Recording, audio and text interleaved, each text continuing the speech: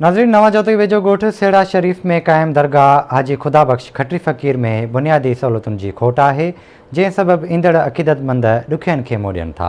उन हवाले सां रिपोर्ट करे रहियो आहे अलाए रखियो अबड़ो। नवाजोत भरिसां ॻोठ सेड़ा में जनम वठंदड़ ख़ुदा बख़्श उमरो खटरी फ़क़ीर जी दरगाह मौजूदु आहे, जिथे सिंध समेत दुनिया जे कुंड कुर्छ मां अक़ीदतमंद मुरीद वॾे तइदाद में दरगाह ते हाज़िरी बणाइण लाइ अचनि था। हर महीने जी 15 हर साल मेलो पिणु लॻायो वेंदो आहे, जिथे ज़िक्र फ़िक्र राग रंग महफ़िलूं पिणु कयूं वेंदियूं आहिनि। उन हवाले सां संदन मुरीद अक़ीदतमंदनि आवाज़ टीवीअ सां ॻाल्हाईंदे चयो आहे त साईं जिन सभ खां पहिरियां जेको आहे सो साईं पीर मिठा साईं अब्दुल गफ़ार गफ़ारी वारे खां फैज़ हासिलु कयो हुयो। उन खां पोइ साईं जिन खे साईं हाफ़िज़ अली मुराद ज़रदारी मस्त रहमतुल्लाह अलैह जिन लाड़काणे में मिलिया ऐं साईं उन खां पोइ जेको आहे साईं खां फैज़याब थियो ऐं साईं चारई तरीक़ा जेके आहिनि इस्लाम में उहे चारई तरीक़ा फैज़ जा जेको आहे साईं हाफ़िज़ अली मुराद मस्त ज़रदारी रहमतुल्लाह अलैह जिन खां हासिलु कया। ऐं हीअ दरगाह उन दरगाह सां ई जेका मुंतक़िल आहे हिन महिल ताईं।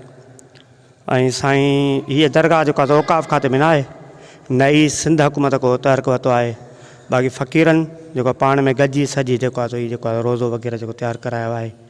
ऐं हिते हर साल साईं जिन जो उर्स मुबारक मल्हायो वेंदो आहे 15 रबियुल सानीअ जी राति। साईं वटि कराची खां वठी कश्मीर ताईं माण्हू ईंदा हुआ। पोइ साईं जिन खां असां पुछंदा हुआसीं त साईं ज़ाहिर में त असां तव्हांखे ॾिसूं था त हिकिड़ो साईं जिन प्राइमरी टीचर आहे ऐं हे चई बाबा इहो राज़ वॾो आहे, तव्हां न सम्झी सघंदव। बहरहाल हिते साईं जा पोइ पंहिंजे दौरान हयाती में साईं प्रोग्राम कया, जहिड़ी तरह सां माना पंहिंजे साईं हाफ़िज़ अली मुराद जी चोरी थींदी सालियानी, उहा साईं हिते पाण परियां उते कंदो हो। पोइ वरी हिते उहा कई ॾाढी काफ़ी फ़ुक़रा ईंदो हो साईं जो तालब वग़ैरह हो राग विराग सूफ़ी तरीक़े जो।